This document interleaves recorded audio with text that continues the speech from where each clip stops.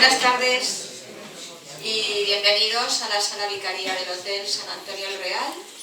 Es un gusto ver tantas caras amigas de nuevo y agradecerles que nos acompañen en esta tarde, que es la primera actividad de este curso del Aula de Cultura Ucrana. Gracias por estar aquí. Gracias a los 4 ponentes que tenemos aquí, que es todo un lujo. Gracias por haber venido y haber elegido esta ciudad para hacer la presentación.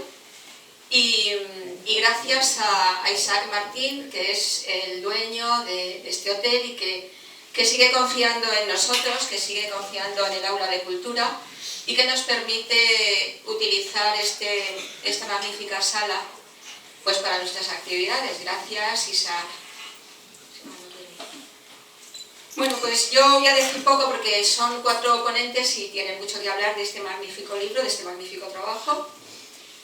Enar Pizarro Llorente es la directora del libro y es la que se ocupa... Bueno, di quién eres, para que... Bueno, luego dices tú quién eres, ¿no? Para que te conozca, porque hay 3 señoras. Enar es la directora. José García de Castro Valdés, jesuita, que es uno de los editores y no tiene pérdida. Cristina García Oviedo, que todos ustedes la conocen, ha sido y es colaboradora muy asidua de Ontanar y es una de las colaboradoras del libro. Creo que hay 40 o 43 colaboradores, escritores. Y luego Macarena Moralejo, que es editora también del libro. Este libro se presentó el día 27 de septiembre en ICADE, en la Universidad de Comillas de Madrid. Y Segovia es la primera ciudad que ellos han elegido para hacer el recorrido de presentarlo en otros sitios, ¿no? En otras ciudades de España. Y yo estoy encantada de que haya sido Segovia, de que haya sido este espacio y es un gusto tener a una segoviana, Enar, con ese nombre evidentemente de Cuellar, y a Cristina García Oviedo, también segoviana. Y estoy encantada de que haya tanto ambiente segoviano. Y bueno, yo les voy a presentar muy poquito el currículum de estas 4 personas, porque luego ellos que añadan lo que crean conveniente. Enar Pizarro Llorente es doctora en Historia Moderna, profesora del Departamento de Relaciones Internacionales de la Universidad Pontificia Comillas, miembro del Instituto Universitario La Corte de Europa, perteneciente a la Universidad Autónoma de Madrid. Entre sus publicaciones destaca Un gran patrón en la corte de Felipe II, don Gaspar de Quiroga, en 2004, así como la organización del Congreso y la publicación de los 3 volúmenes titulados Los jesuitas, religión, política y educación, siglo XVI al XVIII, en 2012, editados junto a Martínez Millán y Jiménez Pablo. José García de Castro Valdés, jesuita, es doctor en Filología Hispánica, profesor de la Facultad de Teología de la Universidad Pontificia Comillas. Su investigación está centrada en los orígenes y primera historia de la Compañía de Jesús, así como en teología y espiritualidad ignacianas. Ha sido el director del Diccionario de Espiritualidad Ignaciana, 2 volúmenes, en 2007. Editor de Escritos Esenciales de los Primeros Jesuitas, en 2017, y autor, entre otras obras, de Polanco, El humanismo de los jesuitas, 2012.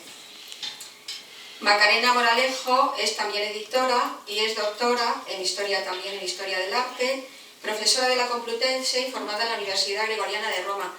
Como ha venido a última hora, que yo no la esperábamos, no he tenido tiempo de sacarle más currículum, o sea que ella se puede presentar. Y nos queda Cristina, que ya, insisto, la conocemos todos de hace muchos años. Cristina hace 10 años presentó aquí su libro, El Colegio de la Compañía de Jesús en Segovia, Espiritualidad, Historia y Arte, y a mí me supone una gran alegría el verla sentada ahí rodeada de estas cabezas privilegiadas. Es un gusto verte ahí, Cristina. Bien, Cristina es doctora en Historia del Arte, con su tesis doctoral El Colegio de la Compañía de Jesús de Segovia, Espiritualidad, Historia y Arte, 1557-1767. Es premio extraordinario de doctorado en la Universidad Complutense de Madrid. Es técnico en gestión de proyectos en el patrimonio arquitectónico, técnico en periodismo de ocio y turismo.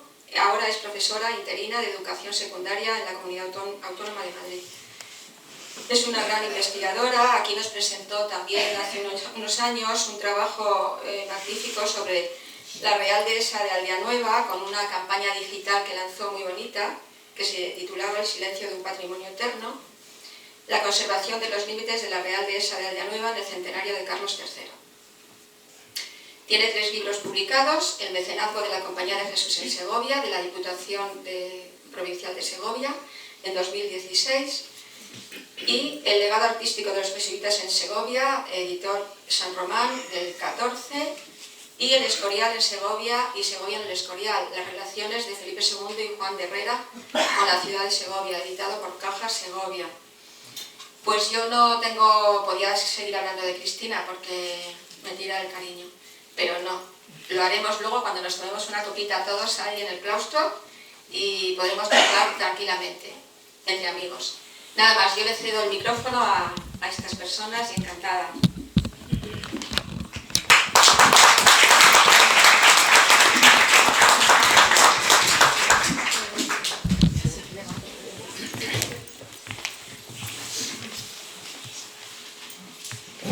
Bueno, pues buenas tardes, y creo que hablo en nombre de todos. Si empiezo por agradecer la invitación para estar esta tarde aquí con todos ustedes, agradecerles a ustedes su presencia y bueno, vamos a compartir, creo que un rato, espero que interesante, para hablar de esta obra que creemos que bueno, tiene una serie de peculiaridades, aporta no solo una novedad editorial, sino realmente una visión diferente del libro, o sea, del libro como producto y de la historia de la Compañía de Jesús. Entonces vamos a hablar de las virtudes de nuestra criatura, de todos y de otras 40 personas más. Es decir, realmente estamos aquí los coordinadores de un equipo muy amplio. Hemos sido 43 autores pertenecientes a 26 instituciones diferentes. Los 2 volúmenes que tenemos aquí magníficamente editados, luego hablaremos de eso, pues realmente han sido el fruto de 4 años de trabajo. 4 años de trabajo difíciles, complicados, porque no han sido para todo el mundo, quiero decir, no solo para nosotros, sino para todo el mundo. Todos hemos tenido y hemos sufrido una pandemia que nos ha hecho estar en casa, que nos ha hecho tener dificultades, que nos ha enfermado, que ha enfermado a nuestras personas cercanas, y que para los investigadores y profesores de universidad ha sido especialmente complicado porque nos ha cerrado los archivos y nos ha cerrado las bibliotecas. Entonces ha sido un poco remar contra el viento, pero yo creo que podemos estar todos muy contentos de poder ofrecer hoy a ustedes aquí en Segovia esta obra. Realmente es un libro en 2 volúmenes que recoge pues, los 227 primeros años de existencia de la Compañía de Jesús, desde su fundación en 1540 hasta la expulsión de los jesuitas en 1767 por orden del rey Carlos III. Realmente es una muestra, aunque pueda parecer voluminoso el libro, no es muy amplia, luego hablaremos también si da tiempo de esto, pues de la contribución que estos hombres, que estos jesuitas ofrecieron a las comunidades y a las culturas con las que fueron interactuando, a la par que desplegaron su propuesta de vida con enorme creatividad, fecundidad, en numerosos ámbitos de la vida humana y del saber. Los estudios que aparecen aquí no son estudios puramente de investigación, son estudios más bien de reflexión de investigadores, es decir, la selección de los 43 autores de 26 instituciones, como hemos dicho, no es baladí, no es casual, es decir, han escrito los mejores que podían escribir, pero no para mostrar lo ultimísimo que estuvieran haciendo, ni el documento último que habían encontrado, sino que realmente la idea era hacer accesible a un público general, a un lector interesado en la historia de la compañía, esta reflexión, esta puesta al día y esta mirada nueva. ¿Qué aporta el libro? Pues el libro aporta hablar de una etiqueta, que es una etiqueta creada por UNESCO, que se llama o se define como el patrimonio cultural. UNESCO, según la definición que ha sido el eje o los cimientos sobre el que se ha edificado la obra, nos dice que el patrimonio cultural es el legado cultural, material e inmaterial que recibimos del pasado, que vivimos en el presente y que transmitiremos a las generaciones futuras. Como digo, realmente esto es importante, porque quizá nosotros los que estamos aquí tenemos un poco también la idea de que somos, no sé si los últimos de Filipinas, no sé si es esto, pero sí tenemos una sensación de que quizá la juventud actual no es tan consciente de esta importancia, ¿no? Entonces, quizá tenemos como generación y como profesores, que es lo que somos, como investigadores, esa responsabilidad de transmitir a esas generaciones que vendrán después de nosotros la herencia y el legado que reciben.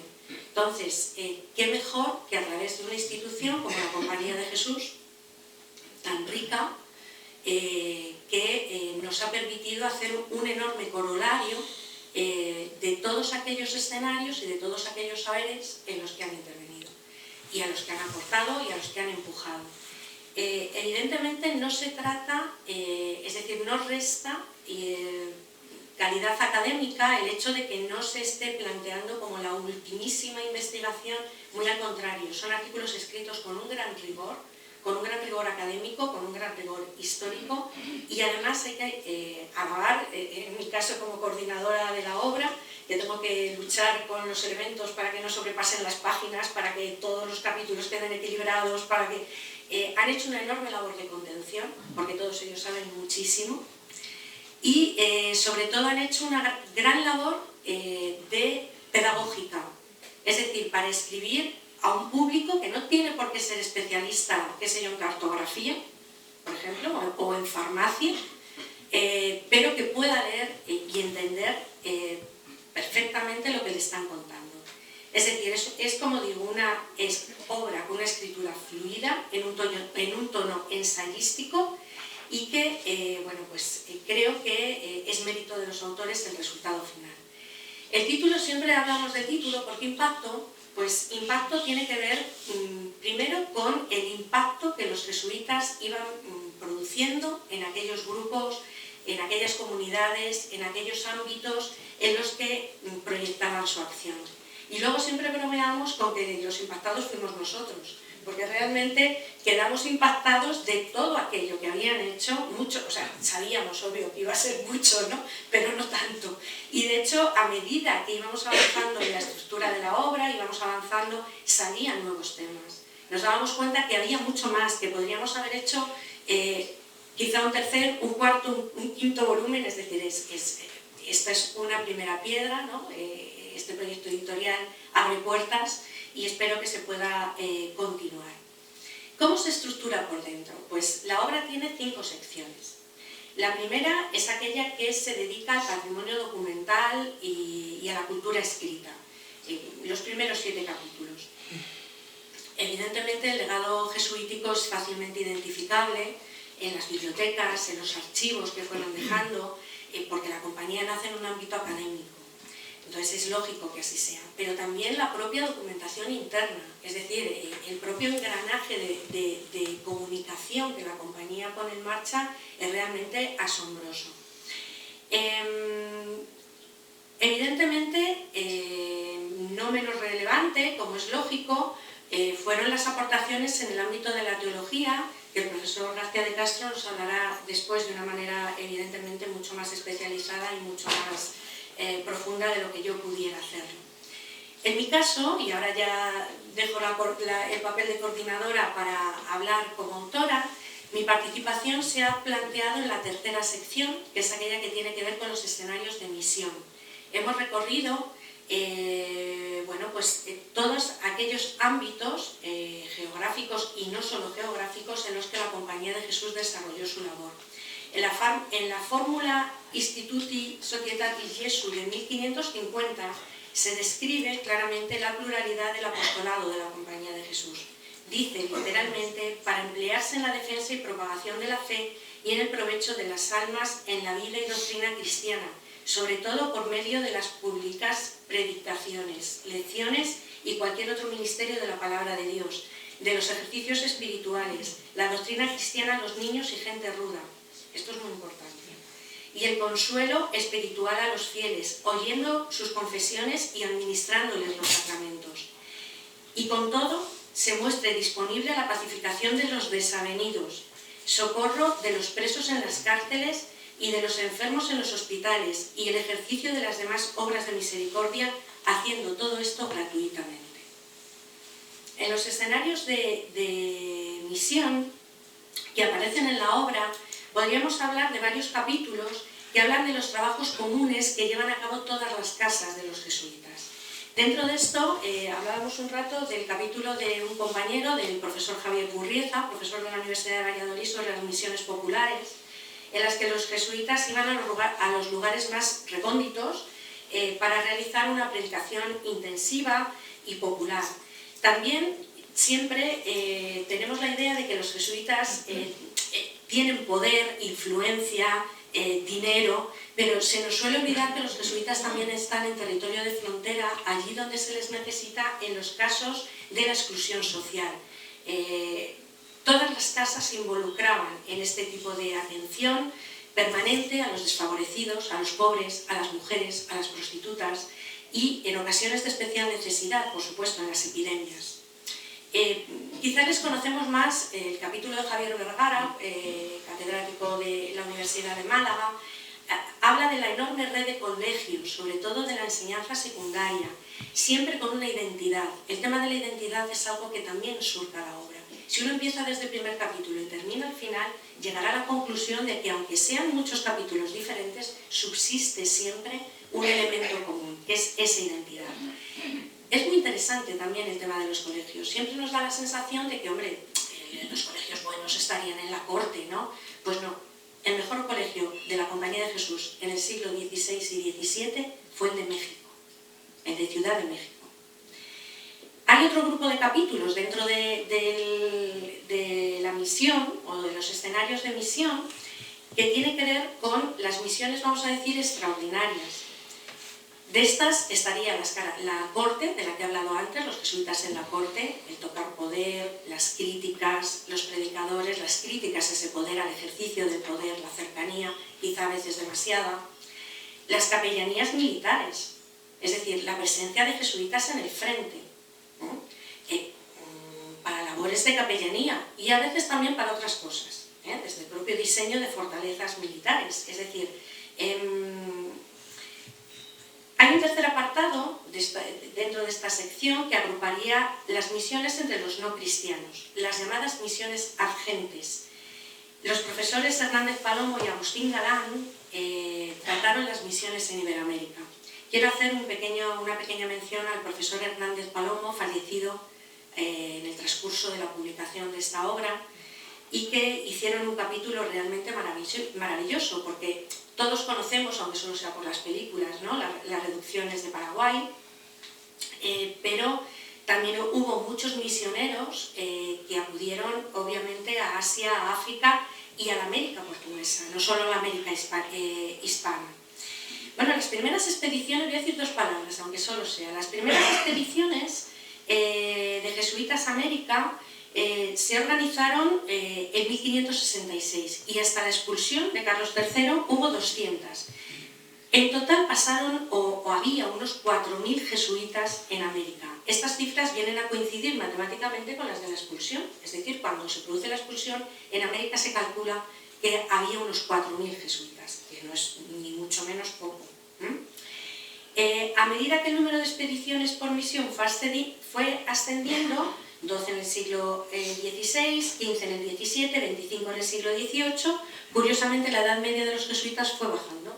Al principio iban hombres maduros, 30 años, en el siglo XVIII iban más jóvenes, unos 25. Es muy llamativo el equilibrio entre las provincias que había en España. Es decir, provenían el 30% de Toledo, que era una de las más grandes, el 28% de Aragón, el 28%, el 21% de Castilla. Es decir, Castilla tenía una presencia muy importante en la labor misionera de los jesuitas en América. y el 20% de la Bética, es decir, de Andalucía. Necesariamente vemos la mano de Roma en ello. Es decir, se equilibraba cuidadosamente de dónde salían los efectivos para que nada quedara al descubierto, por decir así, o hubiera falta de jesuitas en otros sitios. En cuanto a las provincias de destino, pues Río de la Plata el 28%, Nuevo Reino de Granada el 25%, Nueva España el 21%, Filipinas 18%, Perú 6%, Chile y Paraguay el 1%. Y curiosamente es de Paraguay de donde tenemos más conocimiento, más noticia y sobre todo esa magnífica experiencia de las reducciones. África, China, Japón, el impacto de la otredad, el impacto del otro. Del otro para los jesuitas, para los europeos, la repugnancia por los sacrificios humanos, el canibalismo, la sodomía, pero también el atractivo de otros gustos, la musicalidad, la lengua, el significado de los colores. América, por todo lo dicho, representó realmente un nuevo espacio que se ajustó perfectamente al ideal jesuítico y a la gran empresa que desarrollaban. A pesar de que llegaron tardíamente respecto a otras órdenes religiosas, a partir de que, digamos, comenzó esa expansión ya en el generalato de Borja, de Francisco de Borja, desde luego a comienzos del siglo XVII las misiones jesuíticas eran el gran impulso misional en América. También en las Indias Orientales, porque recordemos que de la provincia de Portugal iban por Brasil y de Brasil pasaban a la India, a Goa. Pero estuviesen en Europa, en América, en Asia, cada miembro, cada jesuita portaba algo definitorio, esa identidad. La misión, como elemento pastoral básico de su labor, fue una de las grandes aportaciones que los jesuitas han hecho a la Iglesia de la época, porque tuvieron un modo de proceder diferente y peculiar. Obtuvieron el objetivo esencial de impresionar a los indígenas para que abandonasen la idolatría y se convirtiesen al cristianismo. La música fue un elemento primordial. Es decir, si hablábamos antes del cine, ¿verdad?, el papel de la música en películas como La Misión o como absolutamente esencial, el tratamiento de los niños. Esto no lo hacían de esta manera otros misioneros. Realmente, sobre todo la música, es imposible entender la misión sin la música. Quizá, como decíamos, el ejemplo más conocido sean las reducciones, porque quizá fue el ejemplo más claro de adaptación a la cultura del otro. En este caso a la de Lin, ¿no?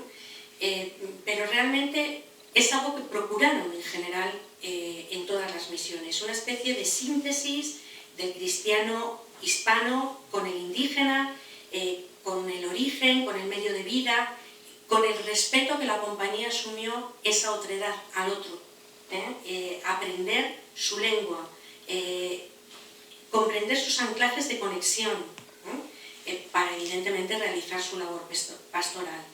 En nuestra obra, evidentemente, también se habla de otros misioneros, no solo en América, Wenceslao Soto, que no está aquí con nosotros, archivero del ARSI, del Archivo de los Jesuitas en Roma, que es el otro coordinador del libro, trabaja desde hace muchos años el tema de los misioneros. Se puede decir que realmente las misiones agentes fueron especialmente puestas a prueba en China, la famosa polémica por los ritos chinos, es decir, hasta dónde esta inculturación, ¿no?, ese respeto al otro podía llevar a desviar quizá o a ser un poco, vamos a decir, demasiado original en algunas cuestiones, ¿no? Bueno, el último apartado de esta sección, y ya doy la palabra a mis compañeros, tiene que ver con un aspecto que se trata poco y vamos a decir que está de moda. A mí no me gusta hablar de modas en la historia, pero es muy importante porque esto parece que fueron, vinieron, estaban y de qué vivían. ¿No? Lo podemos preguntar. ¿Y de dónde sacaban el dinero? Pues sacaban el dinero de personas evidentemente muy poderosas que financiaban sus expediciones, pero ellos también se implicaban en el comercio, porque lógicamente esas comunidades tenían que salir adelante. Entonces, la actividad comercial unida a la primera globalización, a la actuación de propaganda fidel y casterio de las misiones en Roma, es un tema que está por ejemplo, uno de los muchos que está por estudiar. Bueno, pues hay un último capítulo en el apartado de misiones dedicado evidentemente a la actividad económica de los jesuitas, que es muy importante. Y no solo la de los colegios o la de las casas, que esta la conocemos algo más, sino también de ese comercio global, porque recordemos que la compañía nace en un mundo moderno y global. Bueno, pues José García de Castro nuevamente nos hablará de la aportación en ciencias, y luego Macarena Moranejo y por supuesto Cristina nos hablarán de la parte artística. Yo simplemente reiterar el trabajo magnífico del Grupo de Comunicación Loyola, de la publicación en la prestigiosa colección Manresa, de cómo si alguien lee en global la obra reconocerá el conjunto, pero si alguien quiere leer unos capítulos determinados, también es una obra muy accesible, muy pensada también para la docencia. Hay mapas, tablas, un magnífico índice onomástico al final del segundo volumen, por si alguien tiene interés en algunas figuras concretas y el resto pues a lo mejor no tanto. Es decir, creo que, como digo, es una obra que abre un camino que creo yo que tenemos la responsabilidad de proseguir y de convertirnos en esa correa de transmisión entre aquellos de los que nosotros hemos sido herederos, para que haya una continuidad y un respeto por el patrimonio cultural. Muchas gracias.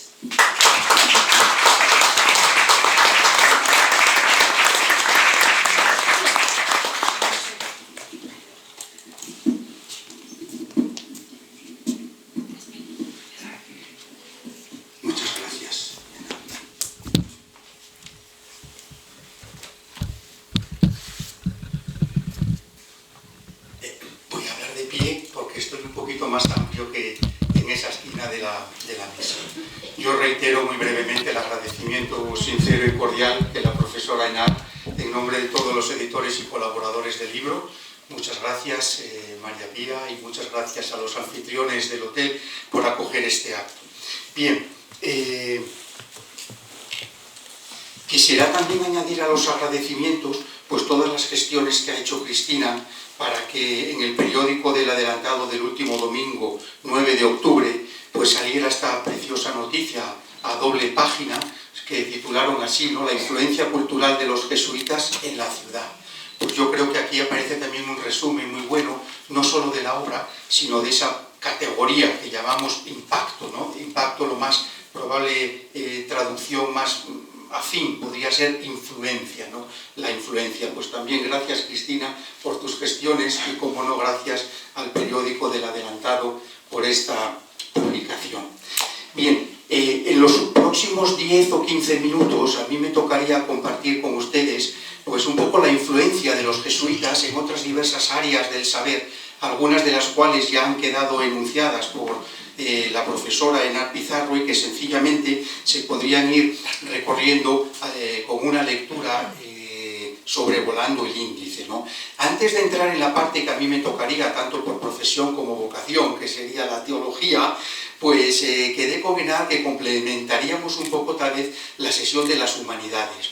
Pues ella habló, como no, pues los jesuitas, aunque San Ignacio nunca pensó la Compañía de Jesús como una institución educativa, él nunca pensó, paradójicamente, a sus primeros jesuitas como instalados en colegios, sino que los pensó más bien como unos misioneros itinerantes, al estilo de los mendicantes, moviéndose de un sitio para otro, respondiendo siempre a las misiones que el Papa les encomendaba.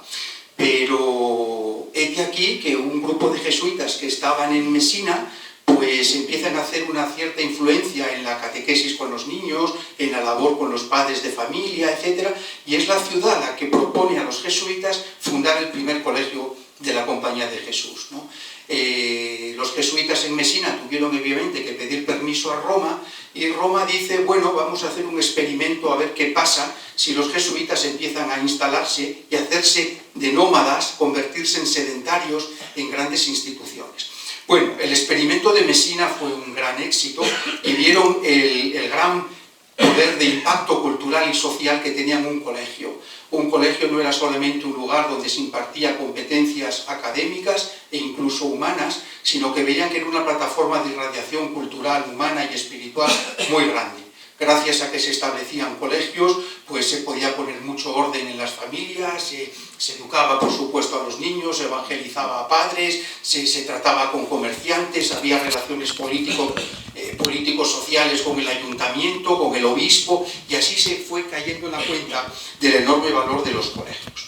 Solo quisiera destacar uno de los capítulos del libro precioso de la profesora Jiménez Pablo Esther, nuestra querida amiga y compañera, y es que ustedes ya sabrán, pero en un acto como este pues hay que recordarlo.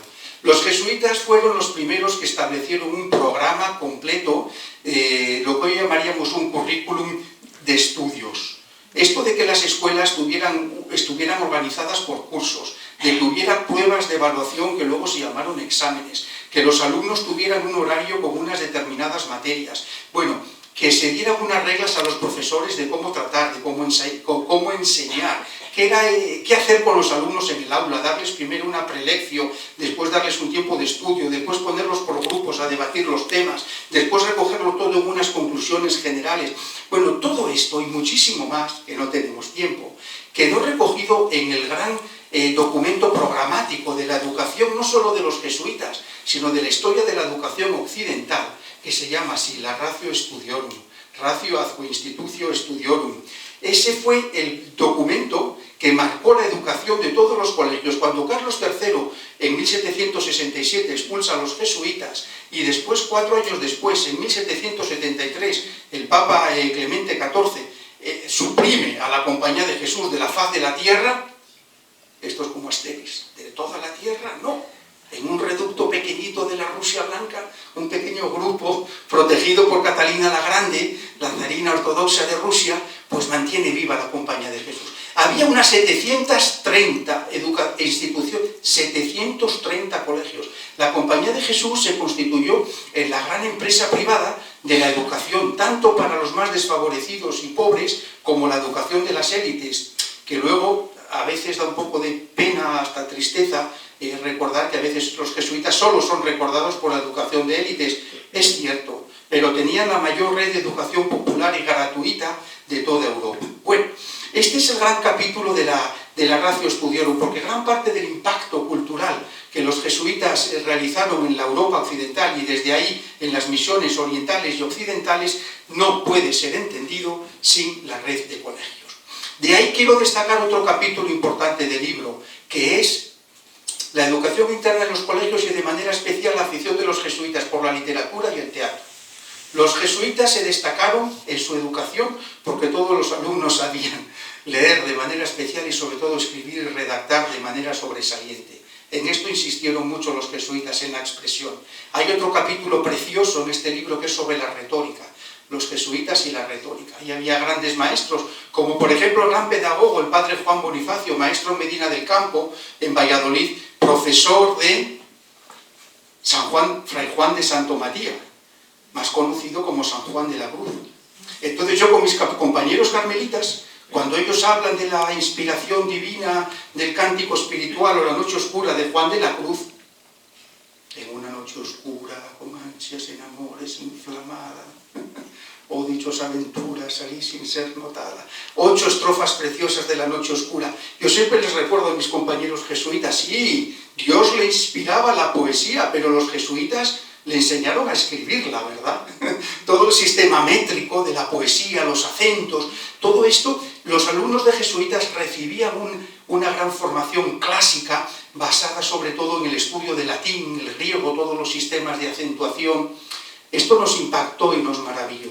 Un último punto fundamental en el impacto de los jesuitas en los alumnos, que formó parte de la tradición literaria de sus colegios, el tema del teatro, que hoy está un poco olvidado, pero los jesuitas hasta el siglo XVIII fueron grandes dramaturgos, no solo porque escribieron obras de teatro, sino porque impulsaron que todos los alumnos, antes o después, tenían que pasar por el escenario. Oiga, ¿y esto qué tiene que ver con la educación? Muchísimo, muchísimo, porque primero el teatro les daba una formación moral. Los jesuitas escogían bien qué obras proponían a sus estudiantes, pues obras de un carácter y un valor moral, basadas en el valor de la integridad, de la verdad, de la libertad. Había una formación humana y religiosa muy profunda en el teatro. Pero al mismo tiempo el teatro era una labor de equipo, obligaba a los alumnos a convivir, a ensayar, a preparar. Era una labor de organización social muy grande. Pero también tenía un valor psicológico importante. Había alumnos que eran menos brillantes en el aula, que eran tal vez menos inteligentes, más lentos en matemáticas o en gramática, y el teatro ofrecía otras posibilidades de expresión. El teatro era para muchos alumnos un espacio de libertad, y allí donde a lo mejor en el aula no soy tan brillante como Pepe o como Juan, en el escenario puedo ser yo mismo y desplegar otras muchas competencias. Bueno, podríamos hablar muchísimo de toda esta tradición humanista y filosófica y espiritual que acontecía dentro de las aulas. Pero a mí solo me quedan unos minutos para hablarles ahora de la teología. Claro, ustedes dirán que para muchos de ustedes la teología hoy es una ciencia muy desconocida. Si yo les preguntara a ustedes, a muchos, ¿dónde se imparte hoy teología en España? Pues hay solamente 3 facultades de teología, 3 o 4. Fundamentalmente estudian seminaristas, gente religiosa, monjas, pero en el siglo XVI la teología todavía era considerada la reina de las ciencias.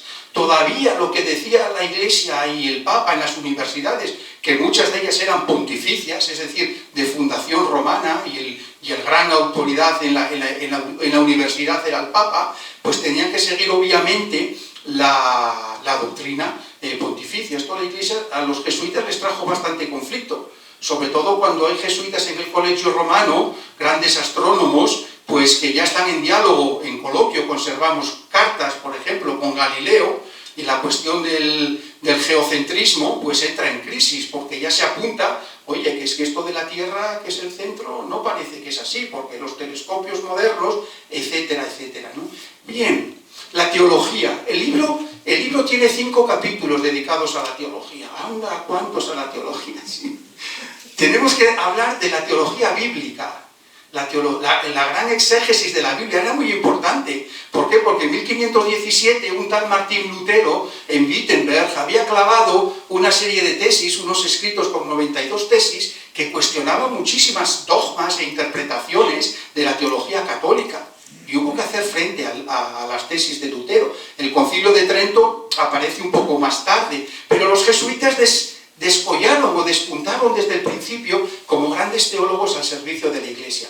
Hay grandes exegetas que el libro recoge, el precioso artículo del profesor Natalio Fernández Marcos, del CSIC, los exegetas como Juan de Maldonado, el padre Juan de Mariana, y en este foro pues no podemos dejar de citar a Francisco Rivera, segoviano de Villacastín, el autor del primer libro, la primera biografía de Santa Teresa. La exégesis bíblica, bien. No hay tiempo para mucho. La teología moral. Los jesuitas convivían con administradores, con banqueros, con comerciantes, con burgueses. Empiezan a desarrollar una teología moral que no solamente tiene que ver con el comportamiento personal, las virtudes o el 6º mandamiento. No. Entra en juego toda una dimensión moral del dinero, de las finanzas, del comercio, de los negocios. Y muchos de los jesuitas, como decía la profesora Ana, se relacionan en la corte con gente poderosa e influyente que tiene otras preocupaciones, ¿no? Y empiezan a ensanchar. Es el capítulo de la teología moral. Junto con la teología moral tenemos la teología dogmática. ¿Y eso qué es? Bueno, pues la que trata de las verdades de la fe. Oiga, ¿y eso por qué es importante? Pues la profesora Enar acaba de tocar la tecla. No lo ha dicho todo por no pisarme el terreno. Pero ¿por qué la música era muy importante en las misiones? La preciosa película de la misión que insiste tanto en la música. La música es arte, es estética. Solo el ser humano tiene capacidad para realizar actividad estética. Una vaca no realiza un cuadro. Un buey no puede realizar una escultura. Sin embargo, un ser humano sí. Entonces, solamente puede haber creación estética si hay alma. Entramos aquí en una dimensión muy delicada. Por tanto, si demostramos que los niños de las misiones y los indígenas son capaces de crear estéticamente, por lo tanto tendrán alma. Los jesuitas se empeñaron en que los indígenas fueran artistas para demostrar a los bandeirantes portugueses que esclavizaban a los niños porque decían que eran bestias y que no tienen alma. Y puedo tratar a un niño indígena de la misma forma que a una mula o a un buey, a palos, no importa, es una bestia. No es una... Ahí entra un poco la gran antropología. Esto forma parte de la teología dogmática, ¿verdad? Entre otros muchos temas, trataron también el tema de la gracia y la libertad, trataron también el tema de la salvación de los no cristianos. Bueno, hay todo un mundo ahí, la gran disputa con los dominicos, y fueron grandes promotores de devociones que llegan hasta nuestros días. Los jesuitas promovieron muchísimo, pues, toda la devoción a San José, a los ángeles custodios. No sé si a los jesuitas hasta este punto podemos decir que el dogma de la Inmaculada Concepción de María se debe a los jesuitas, pero tuvieron que disputar mucho contra las tesis tomistas de Santo Tomás, que no eran partidarios los dominicos de declarar a María inmaculada en la Concepción, porque entonces no necesitaría de salvación. Bueno, todas las disputas teológicas, los jesuitas también estuvieron ahí en el centro de todo este huracán. Quiero terminar nada más que apuntando para pasar la palabra a Macarena. Y una parte del libro es sobre la ciencia, que fue para todos nosotros un gran descubrimiento. Tengo aquí varios folios que si queréis a través de alguno podéis recibirlos y si no podéis leerlos en el libro en la sección dedicada a la ciencia. Pero algunos se extrañarán cuando, mirando la historia de la Compañía de Jesús, descubrimos jesuitas vulcanólogos. Pero no solamente vulcanólogos que estudiaran desde el despacho los volcanes, sino que tenemos testimonio de muchos jesuitas que bajaban a los volcanes para estudiar lo que había dentro. Jesuitas vulcanólogos, jesuitas sismólogos, los que estudian los terremotos, jesuitas botánicos. Los primeros que trajeron la quinina a Roma, a Europa, fueron los jesuitas, que la descubrieron a partir de unos hechiceros indígenas que trataban con unas plantas que le llamaban quina quina, que significaba salud, quina quina, esto cura, cura. Bueno, pues la quina quina se convirtió en la quinina, que en 1621 llega a Roma y de Roma a España. Bueno, los jesuitas fueron grandes botánicos, pero fueron grandes geólogos, estudiaron la tierra. Y bueno, por último quisiera decir una palabra, jesuitas cartógrafos. Todos estos grandes misioneros a los que se refería la profesora Enar fueron trazando las líneas y los límites de las zonas, muchas de ellas exploradas por primera vez por el hombre occidental. No pocos jesuitas estudiaban cartografía en el colegio romano y les sirvió después. Bueno, esto fue muy importante, por ejemplo, para el padre Matteo Ricci. El padre Matteo Ricci en China se ganó la autoridad de las autoridades chinas por dos cosas. Primero, porque pudo predecir con mayor exactitud que los científicos chinos un eclipse de sol. Los científicos chinos dieron una fecha, el padre Ricci dio otra fecha. El sol le dio la razón a Ricci. Dice, caramba, ¿y este científico? Pues una parte fue en la parte de astrónomo y otra parte fue en Ricci la parte cartógrafo. Ricci corrigió los mapas que los propios chinos tenían sobre sus propias costas y sus límites territoriales. Bueno, es otro capítulo apasionante. La tercera sesión del libro, dedicada a los jesuitas y la ciencia, redactada cada capítulo por un verdadero especialista, pues nos abre los ojos. Termino. ¿Por qué los jesuitas se metieron en ciencia y salieron de las sacristías y los confesionarios? ¿Por qué? Por la espiritualidad de los jesuitas, que dice que Dios habita y trabaja en toda la realidad. Y que todo el mundo, todo el cosmos, es lugar posible para descubrir a Dios. Y los jesuitas pensaron así, estudiando la realidad, estamos estudiando a Dios. Descubriendo las leyes de la naturaleza, de la criatura, podremos acceder y conocer mejor al Creador. Les animo mucho a leer esta obra. Muchas gracias.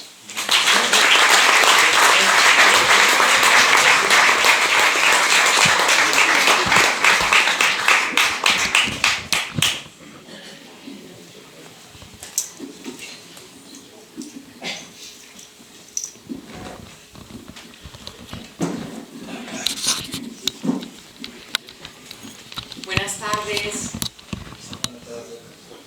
Bueno, muchísimas gracias al Hotel San Antonio el Real por la hospitalidad, también a la Asociación Ontanares, a Cristina García Oviedo, compañera de carrera en Valladolid, porque yo tengo un nombre muy andaluz, me llamo Macarena, pero soy vallisoletana. Es un placer estar realmente hoy aquí y es un placer poder presentar este libro. La profesora Enar Pizarro ha realizado una descripción, pues yo creo bastante completa de esta labor de coordinación que ella ha realizado y también ha incidido en aspectos como los diferentes epígrafes y los diferentes capítulos que contiene la obra. También el padre García de Castro, que bueno, ha sido arrebatador y magnífico en su exposición también, bueno, pues nos ha hecho una descripción de otras partes que contienen este volumen y ha incidido en esas aportaciones del mundo de la teología, del mundo de la ciencia. Yo cuando entré a formar parte de este proyecto, que como ha dicho la profesora Pizarro, pues somos pues más de 40 investigadores de diferentes áreas, de 26 instituciones diferentes, me pidieron que coordinara la parte de arte. Yo creo que es una parte que todo el mundo está muy familiarizado, ¿no? Hoy Cristina nos va a hacer una reflexión de un tema que ella conoce a la perfección, que es la Compañía de Jesús y Segovia, y estoy segura que ustedes han viajado por la península ibérica, han viajado por el extranjero, seguramente tantos conocen el Jesús, o conocen San Ignacio en Roma, o han visitado la iglesia de San Miguel en Valladolid, o la Colegiata de Villa García, o la iglesia de Santiago Medina del Campo, la Clerecía en Salamanca, en fin, son muchísimos los monumentos, el legado de la compañía, que desde el primer momento de su fundación decidió impulsar todo un programa de imágenes, un programa de construcción arquitectónica muy específico, crean incluso una planta, y cuando ustedes habrán visitado Jesús, ven que el tipo de iglesia con una única nave ideal para la predicación y capillas entre contrafuertes, bueno, pues ese modelo de iglesia jesuítica se exporta prácticamente a toda Europa y también a toda América, ¿no? Y junto a eso, pues hay todo un grupo de artistas que bien animados por la compañía o bien ellos mismos que entran a formar parte de la compañía, y es uno de los aspectos que hemos reflejado en esta obra, pues empiezan a trabajar realizando series iconográficas que recuerdan la vida de San Ignacio, la vida de San Francisco Javier, la vida de San Estanislao del Cosca, etcétera, etcétera. Entonces, todo este repertorio de imágenes necesitaba de un grupo sólido de historiadores del arte que se ocupasen un poco de esta descripción. Y tengo que decir que hemos contado con los mejores expertos, y no solamente de la península ibérica, sino expertos también que se han formado fuera de España y de las universidades españolas. Quería señalar, por ejemplo, la intervención de Lucía Díaz Marroquín, que es profesora en el área de filología en la Complutense y ha trabajado sobre la emblemática. La emblemática es prácticamente un campo literario destinado a ser entendido solamente a partir de la compañía, porque la emblemática se conforma a través de una imagen y un texto, y tiene mucho sentido también a través de otras disciplinas, ¿no? Como por ejemplo la teología, o por ejemplo también todo lo que tiene que ver con la gráfica y con el dibujo.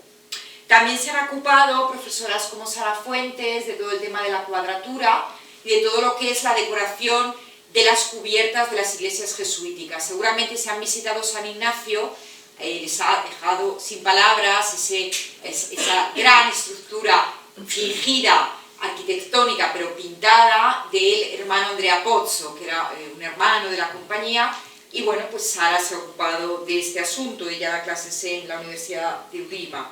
También hemos mencionado antes que hay un jesuita, que es el profesor Bert Alemans, que se ha ocupado de todo lo que es la ingeniería militar, y cómo los jesuitas apuestan por realizar fortalezas también, y todo tipo de programas defensivos para diferentes gobiernos europeos a lo largo de toda la Edad Moderna. Él también se ha ocupado de templos y arquitectos jesuitas. Cristina García Oviedo, que tengo aquí a mi izquierda, junto con el profesor Javier Ortega, que es profesor titular en la Facultad de Arquitectura, en la Politécnica de Madrid, en el área nuestra de Complutense, se han ocupado de las casas jesuitas en España, con un ensayo magnífico y muy extenso. El profesor Manuel García Luque es un gran experto en escultura de la Universidad de Sevilla y se ha ocupado de jesuitas escultores y programas iconográficos de la compañía volcados en todo el tema de la escultura con diferentes materiales, no solamente madera, mármol, etc. También la profesora Elena Alcalá, que es docente en la Autónoma, es una gran especialista en cómo los jesuitas encargan pinturas, sobre todo en los antiguos virreinatos en América, y ha realizado también una contribución esencial. Y yo quería mencionar también en este apartado a dos profesores que se han ocupado por primera vez de hablar de los jesuitas y la cerámica. Seguramente ustedes no conocen estas aportaciones de la compañía. Uno de ellos, Abraham Rubio, es el presidente de la Fundación Marqués de Castrillón, y muchos de vosotros conocerán a este estudioso Abraham porque se ha ocupado de Daniel Zuluaga, el famoso ceramista, y la vinculación con Segovia. Y él, junto con Ángel Sánchez Cabezudo, han realizado una reflexión muy interesante sobre jesuitas y cerámica. Y bueno, pues también ha trabajado en este tema el Miguel Córdoba, que también es un jesuita joven, doctor en Historia del Arte, y también ha hecho una contribución muy interesante sobre pintores jesuitas en España e Hispanoamérica. Y bueno, yo misma, un poco para cerrar este capítulo, pues me he ocupado de cómo los jesuitas están dictando directrices a partir de tratados en los que describen cómo tiene que ser la arquitectura, cómo tiene que ser la pintura y cómo tiene que ser la escultura. Así que, bueno, pues este es el resumen un poco de cómo hemos enfocado todo este gran epígrafe dedicado a las artes y a esa visibilidad. La obra está magníficamente ilustrada. Hemos logrado pues la posibilidad de tener permisos para publicar, bueno, pues incluso pues dibujos, grabados, mapas de cartografía de América que estaban inéditos en archivos y que por primera vez ven a luz aquí. Así que gracias, y gracias por su atención. Paso la palabra a la profesora Cristina García.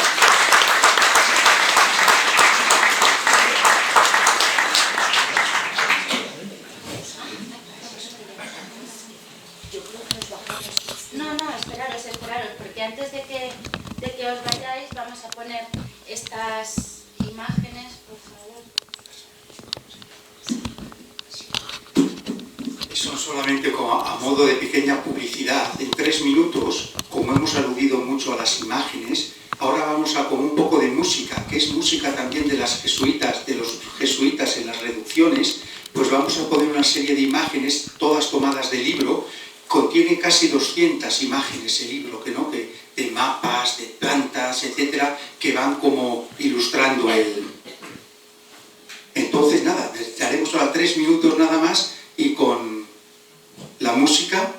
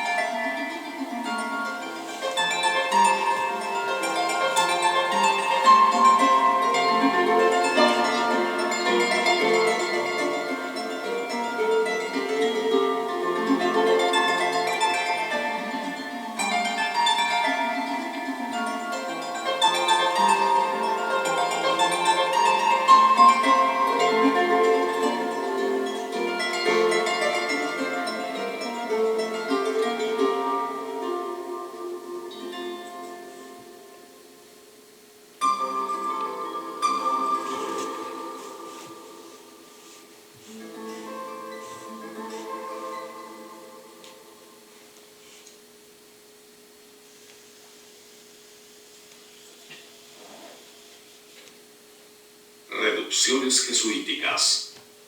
El té.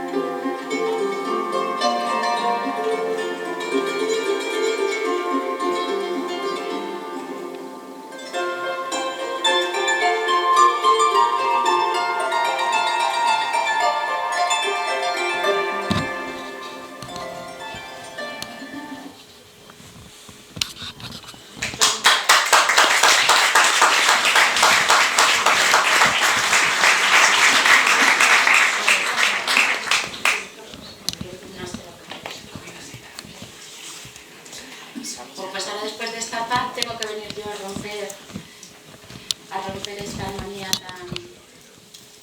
tan impresionante. No puedo empezar a hablar sin daros las gracias a todos los que estáis aquí, a todos los que lleváis durante 10 años en el Aula de Cultura Ontanar apoyándome en todas mis locuras, y espero que hoy me deis la razón, y sobre todo sin acordarme de las personas que nos faltan, que bueno, pues han fallecido durante la pandemia y están con nosotros, y yo creo que me están dando ánimos y van a hacer que no llore y no me emocione más de lo que ya estoy. A ver, de lo que se ha dicho aquí, salvo lo de Messina, que se nos escapó, no había ningún segoviano por allí pendiente, pero sí que había un señor de Palencia, muy querido aquí en Segovia. La cuestión es que de todo lo que se ha dicho, segovianos y Segovia está detrás. Entonces, cuando yo empecé mi investigación hace 20 años, porque yo tardé un montón en terminar la tesis, tenía mucho miedo porque la gente siempre me decía: ay, tu tema localista, como si solo tuviera interés para la gente de Segovia. Y cuando Isaac me presentó a María Pía y a Javier y conocí el Aula de Cultura Ontanar, para mí fue muy importante esa conferencia, que duró 2 horas y media en la propia iglesia del seminario, porque yo vi que mi esfuerzo estaba bien hecho. O sea, que yo tenía un discurso que decir que no era solo de interés para Segovia y que sobre todo era coherente. Y entonces ya solo tenía la difícil labor, que me llevó otros 2 o 3 años, de cerrar. No, la verdad que en un año ya presenté la tesis en la Complutense, que bueno, pues me ha reportado pues el gran premio extraordinario de doctorado, que se lo entregan, aunque muchas tesis lo merezcan, solamente a 1 de cada 10 de las que se defienden en una universidad. Bueno, pues ya os digo, salvo lo de Messina, todo está Segovia detrás. Y por eso no quiero que veáis este tema como un tema solo segoviano, sino que veáis cómo desde esta ciudad se contribuye a ese entramado global que está presente en todo el mundo, y cómo la propia ciudad es parte de ese entramado global. O sea, es Es que parece que me repito mis títulos, Segovia en el Escorial y el Escorial en Segovia. Pues sí, la Compañía de Jesús en Segovia y Segovia en la Compañía de Jesús, porque las relaciones son muchísimas. Yo no quiero dejaros sin el tradicional agape que la Aula de Cultura Ontanar nos ofrece. Y voy a ser muy breve, pero si están diciendo que el libro tiene una parte importantísima de bibliotecas, yo quiero que veáis esta imagen, porque es uno de los libros que formó parte de la biblioteca de este colegio y además vemos que el propietario era Francisco Pimentel. Este es un tema que solo está en mi tesis, todavía no me ha dado tiempo, después de 10 años presentada la tesis, a publicar concretamente sobre este caso, pero tened en cuenta que si el Colegio de México era el mejor, el conde duque de Benavente, virrey de Nápoles, vio como uno de sus hijos entró aquí al Colegio de Segovia y al que le donó su biblioteca. ¿Qué ocurre? Que con la expulsión muchos de estos libros tacharon que aquí abajo pone que era del Colegio de la Compañía de Jesús de Segovia, pero no saben que los jesuitas marcan sus libros, como mi madre, no solo en la plana, sino en hojas interiores, también vuelven a decir es del Colegio de Segovia. Muchos de estos libros están en la Biblioteca Pública de Segovia. Uno es fantástico, que es todo el relato que hacen del Templo de Salomón, unos jesuitas precisamente, y se sabe que ese libro está aquí en Segovia y que obviamente pertenecía al colegio. Pero no os olvidéis que en cuanto pueda y tenga un rato empezaré a dar a conocer esta figura en Segovia de Francisco de Pimentel, porque no solo fue estudiante, sino que llegó a ser rector del colegio. Si han hablado de ciencias y de la importancia de las ciencias, hombre, estos azulejos no están en el Colegio de Segovia, pero en la Academia de Artillería de Segovia no se puede entender sin el profesor Antonio Ximeno. Y muchísimo más que a lo mejor todavía no los conocemos. Os estoy dando simplemente los nombres de esas personas que vais a encontrar en el libro y que sepáis que todos ellos le llevaron a cabo una labor muy importante también en esta ciudad y que de esta ciudad se llevaron a esas labores también importantes mucho de lo que aquí aprendieron.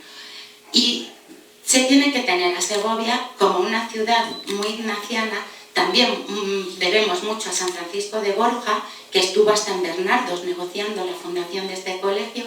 Quiero agradecer la fotografía a mi amigo Rubén, que está aquí entre el público, porque cuando yo empecé a hacer fotografías, los medios digitales no eran iguales que 10 años después.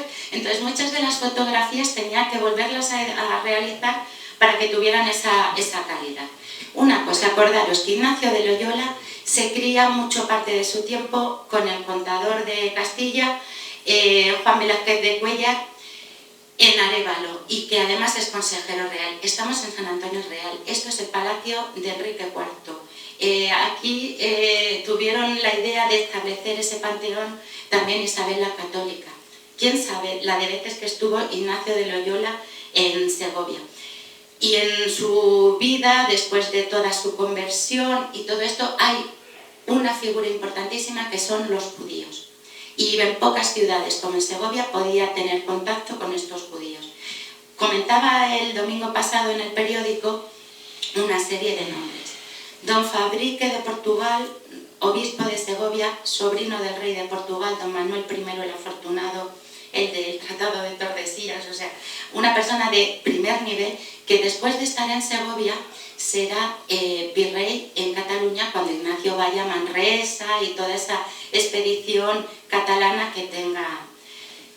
Sabemos que cuando Ignacio Loyola estuvo en la cárcel, un portugués que estaba muy relacionado, hay quien dice que era un encargado, un criado del obispo de Segovia, Fabrique de Portugal, le fue a visitar. ¿Quién sabe si no será esta imagen que tenemos aquí?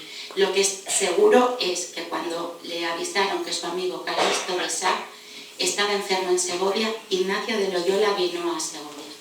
Y cuando fundaron finalmente el colegio, que el mérito ahí lo tiene San Francisco de Borja, sus caminos a Bernardo, sus negociaciones, tenéis que tener en cuenta lo que había dicho el profesor García de Castro. Aquí tenéis la representación de lo que es el enemigo íntimo de Ignacio de Loyola, que además de los dominicanes, los dominicos, aquí tenéis a Martín Lutero y aquí tenéis al al Papa León X. De ahí está que esté atravesado por la flecha. Estáis viendo la cueva de Manresa, fundamental, como os decía. ¿Qué pasa? Bueno, la cuestión es que aquí ha habido un fallo con la presentación. Después de Manresa viene Alcalá de Henares, de Alcalá de Henares está en París Ignacio Loyola, donde se formará. En ese camino no va solo.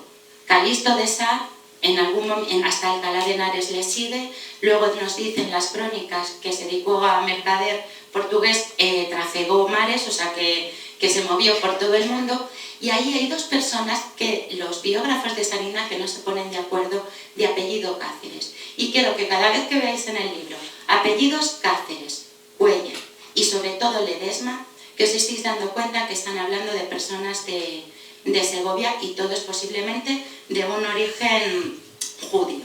Así que estos Cáceres, Lope y Diego de Cáceres, no están representados en ese voto de Montmartre como el comienzo de la Compañía de Jesús, pero lo estuvieron hasta el primer momento, como os decía. Incluso este acto tan importante que representa esta imagen, que es Ignacio Loyola presentándole el establecimiento de la Compañía de Jesús al Papa, se llevó a cabo en Tívoli. Todo lo que tuvieron los jesuitas en Tívoli, la antigua Tibur romana, muy cerca de Roma, se lo donó un señor que habla mucho, nuestro Diego de Colmenares, que nos dice que estaba en Roma por un pleito de su iglesia un párroco, cura párroco de San Esteban, llamado Luis de Mendoza. Este señor es sobrino del seguidor de Ignacio de Loyola, de Almazán, de Soria, judío. O sea, que no es cuestión yo creo que conseguiré que me deis la razón, que esas constituciones de la Compañía de Jesús tiene una serie de personas de origen judío, de origen portugués también, que tienen una presencia en Segovia y que hace que destaque, principalmente en Roma. Nos han hablado del arte, aquí tenéis la iglesia del Jesús, pero recordad, esto es el oratorio de San Ignacio de Loyola, en esa gran casa profesa incorporada al lado del Jesús. O sea, yo me fui a Roma pensando que allí tendría todo con pelos y señales, y yo de lo que me traje de allí es que la arquitectura es cosa de los patronos, de las personas que financian. Sí que es verdad que el general Acquaviva es el que impuso, y de hecho el cambio se vio en Segovia, de iglesias de 3 naves a la iglesia que veis ahora en el seminario. Fijaros, aquí tenéis en esa iglesia de San Ignacio la perfecta cuadratura. ¿Qué podemos decir? Pues eso, que menos lo de Mesina, que se nos escapó, estaríamos despistados ese día. Segovia está muy implicada no solo en la provincia de Castilla, que aquí tenéis las dimensiones y los colegios, sino que también Segovia interesa a los jesuitas. Yo tengo un artículo que es Interpretación de la importancia del colegio en clave cortesana. Esto es Segovia, la lana, y uno de los grandes negocios para financiar a la Compañía de Jesús es la lana. No solo del colegio de Segovia, sino la provincia de Castilla y el Colegio Imperial de Madrid y por lo tanto la provincia de Toledo. Y esto sigue siendo así. Rubén, foto tuya. Segunda, esto. Fortificaciones. Daros cuenta de la estructura arquitectónica que tiene el edificio de la compañía para sobresalir sobre la ciudad y ser el punto más alto de la ciudad. Esa plataforma no es casual. Y eso yo creo que hay ahí una ingeniería por detrás que solo se puede entender si tenemos en cuenta pues la importancia de esos matemáticos que, bueno, conocemos el nombre de Ximeno, de origen valenciano, pero profesor aquí, y tantos otros que estarán en el olvido. Y gratis la casa de este don Luis de Mendoza, que como estaba en Roma, se entró en la Compañía de Jesús y ya a su parroquia de San Esteban. No sabemos qué pasó con el pleito. No me dio tiempo a investigarlo, pero ya no volvió nunca más. Los jesuitas deciden empeñarse. Sí que es verdad que los vecinos de Ontoria ayudaron muchísimo para alquilar unas casas que evidentemente no tenían gratis en la zona de la parroquia de San Martín, muy cerca de lo que hoy conocemos como el Torre León de Lozoya, que pudo haber sido parte, porque era parte de lo que compraron a la Compañía de Jesús. ¿Y por qué? Vuelvo a deciros, ¿qué interés podían tener? Mirad esta imagen, esto es aquí, esto es San Antonio el Real. Y este es el panteón de la entrada, que hicimos una vez una charla en Ontanar a ese panteón, que bueno, al final Enrique IV, el más segoviano, se enterró en Guadalupe, y Isabel, no la defenderé yo y mucho menos en Segovia, pues se fue a Granada. Y además, acordaros que la presencia en la corte es fundamental. Estáis viendo un mapa, espero que se vea bien, en el centro, la dehesa de Aldeanueva. ¿Se ve el puntero? Sí.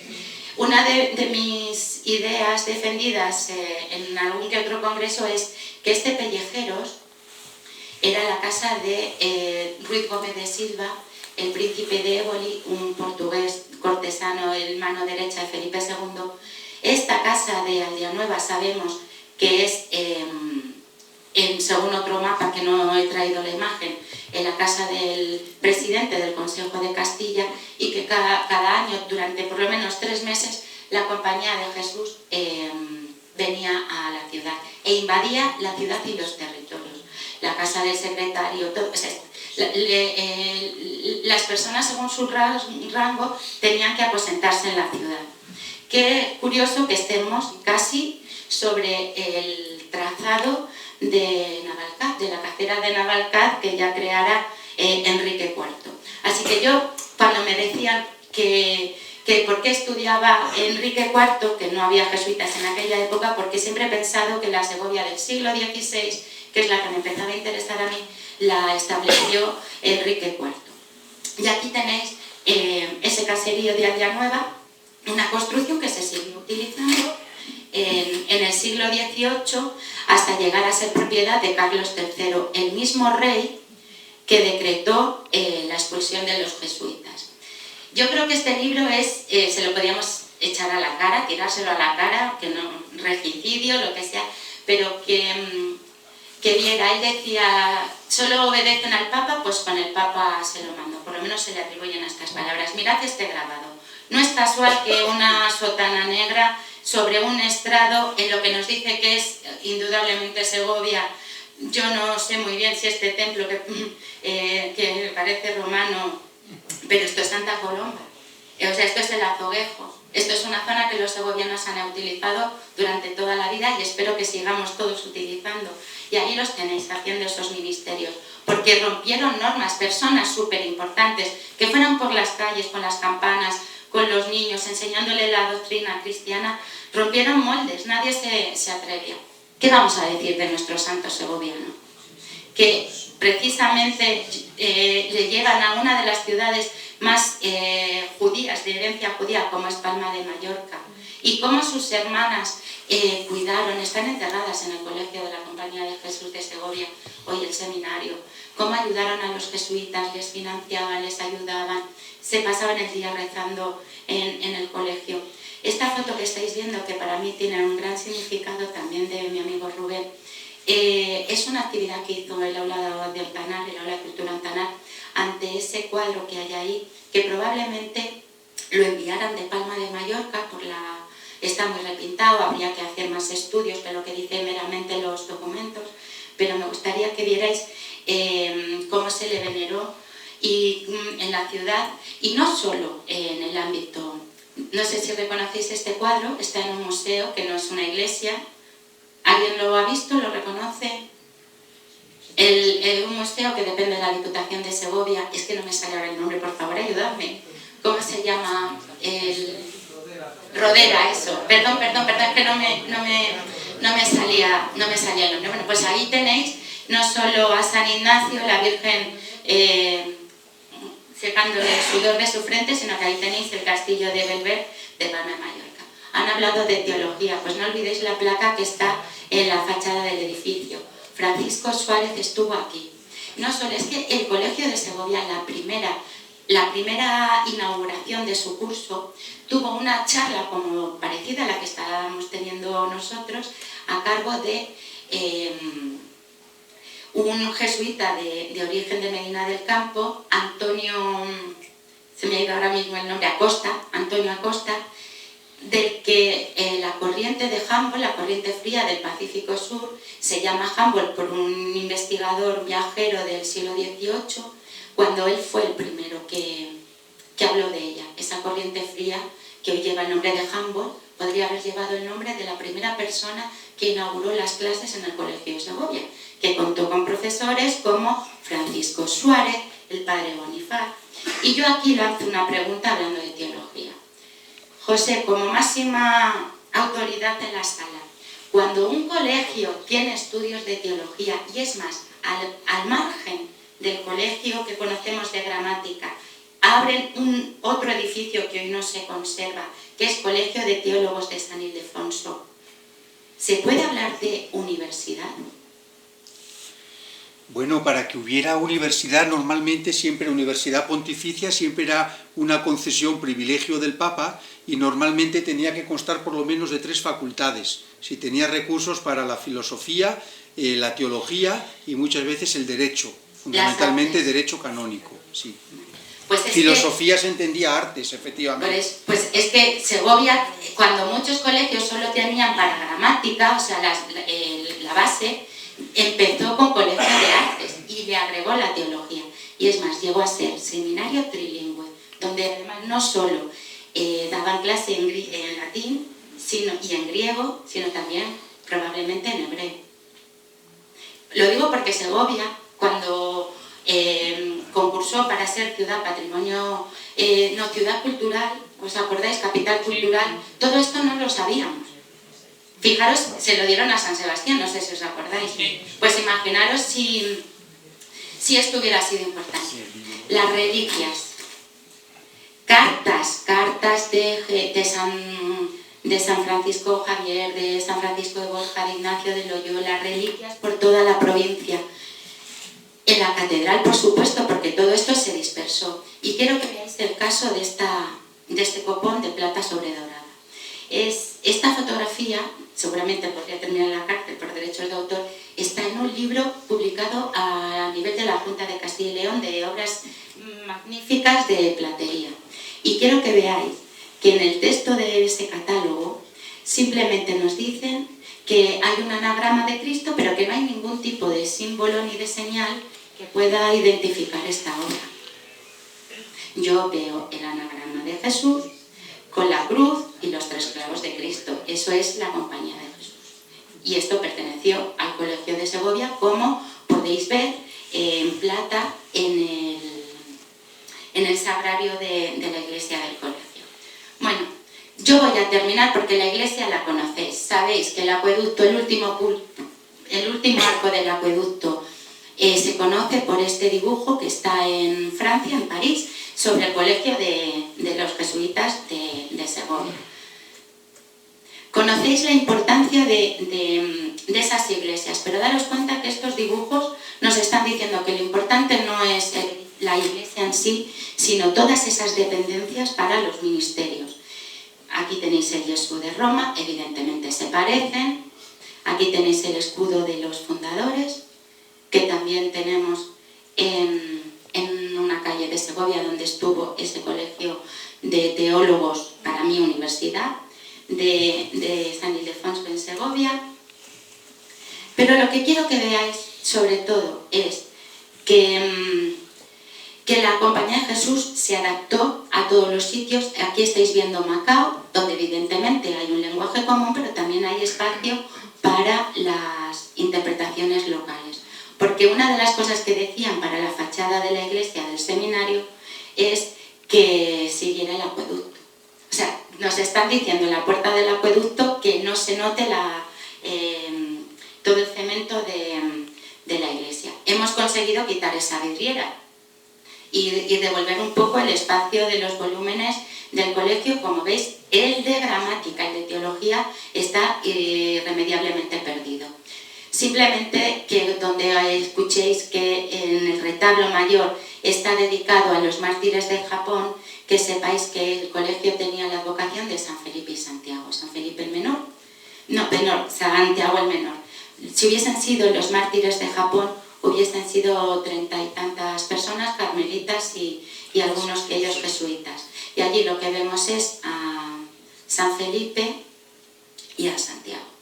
Aquí tenéis la imagen del obispo de Segovia en el momento de la expulsión. Si algo había en el colegio de Segovia que le escandalizara tanto para ser de los más crueles, tenéis que saber que él era, como obispo de Segovia, el primer patrono del colegio de los jesuitas.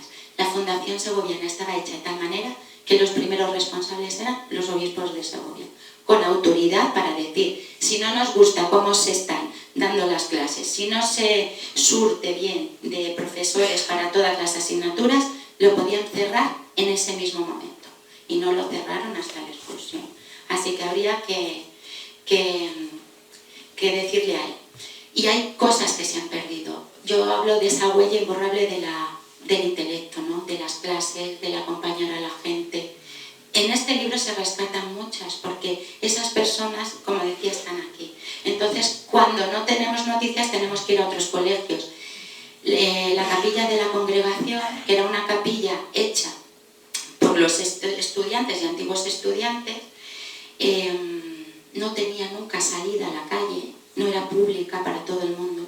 Pero la de Segovia fue el primer lugar en el que se veneró a la Virgen de la Fuencisla, no lo olvidéis. Y que si nos dedicamos a mirar la huella que hay, no solo en la ciudad, sino en toda la provincia, os he puesto esta imagen de un retablo que está grafiteado, o sea, está raspado, trújose, mandado del año 1771 de los jesuitas de Segovia. Lo de los padres jesuitas de Segovia se ve claramente al final. Y tenemos cantidad de retablos jesuíticos, aquí es donde está ese grafiti. Y tenéis imágenes, pues eso que veis. Entráis en San Clemente, mirad que el retablo que queda en la iglesia del seminario son prácticamente iguales. Sabemos que algunos, en el momento de la expulsión, quedaron sin policromar y sin dorar, quedaron en blanco. O sea, el resultado es tremendo. Vais a San Clemente y os dais cuenta que por detrás han tenido que ampliar el edificio, el ábside, para que cupiera esta máquina arquitectónica. Pero fijaros que en la misma iglesia tenéis una imagen de San Ignacio con una cartela donde hay indulgencia a quien rece ante San Estanislao de Kofka en su retablo. Con lo cual tenemos una cantidad de obras que todavía no podemos, sospechamos. Es una pena que Daniel Cuesta no haya podido estar aquí, porque en el libro él habla de esas tradiciones populares y hablábamos de eso, hemos compartido información de la devoción a la Virgen de la Fuencisla, los Cristos, Eceomos, esa procesiones de Segovia con los Cristos, que muchas veces nos dicen simplemente que es un Cristo, fotografía de mi amigo Rubén, te estaré eternamente agradecida. Y fijaros, ¿reconocéis este lugar? Es el santuario de Elena. Y resulta que hay una cartela donde nos dice que es un retablo de Nuestra Señora del Carmen, en el que hubo una imagen estuvo dedicado a San Francisco Javier. Bueno, en la parte superior, porque evidentemente la baja tenemos a la Virgen del Carmen, hay un San Ignacio de Loyola repintado, para que no veáis que en ese libro que porta, que son las Constituciones, pone a mayor gloria de Dios. Está hecho para pasar desapercibido, como si no fuera un San Ignacio de Loyola. Así que hay muchísima huella de los jesuitas en Segovia, pero recordad que esto formaba parte de un todo, que Segovia también se llevó mucho de los jesuitas y que aquí se consiguió elevar el nivel cultural, según mi idea, yo creo que reforzada al nivel universitario. Sí que es verdad que los problemas económicos no dejaron mantenerlo todos los años de vigencia, pero por lo menos artes y gramática, o sea, hasta casi la universidad se pudo estudiar aquí. Y alguien tan importante como el virrey de Nápoles, el conde duque de Benavente, permitió que su hijo, uno de sus hijos, Francisco Pimentel, estudiara aquí y aquí fuera rector. Así que gracias a todos vosotros por vuestra atención y seguiremos hablando de estos segovianos que hicieron tanto por este colegio. Gracias.